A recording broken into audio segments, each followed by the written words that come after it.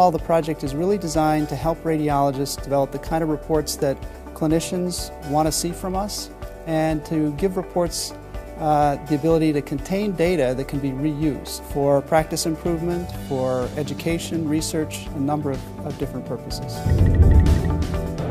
Other things that IHE is addressing right now is image sharing.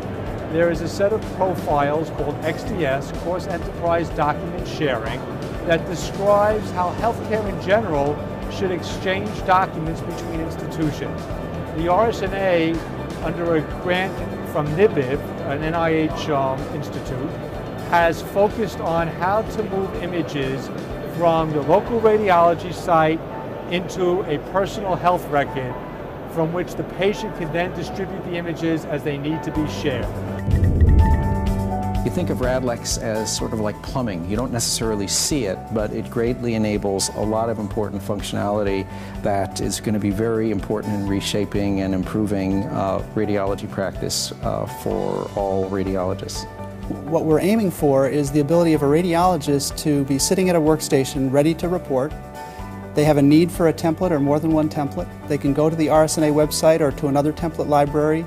They can find the reports that they want, bring those down into their environment, into whatever vendor product they may be using, change it to make it work for them in their practice, and then to immediately use it. One of the things that the world of radiology is currently quite interested in is the radiation exposure to patients.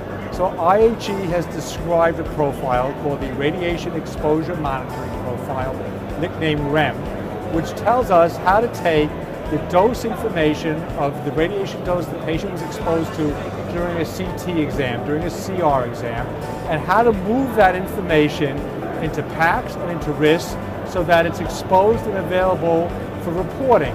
So you can report for the individual patient, you can report for the modalities, and so that you can participate in registries, such as the ACR Dose Index Registry, which helps you compare your institution's radiation exposure to its population to other institutions. One of the important accomplishments actually this year is that the RSNA has cooperated with the ACR that has the dose registry project, and the ACR has adopted the RadLex playbook for naming all the CT procedures that institutions that are submitting dose information to them collect. And this is enabling them to produce a standard roster of doses for all the imaging procedures that hospitals are doing.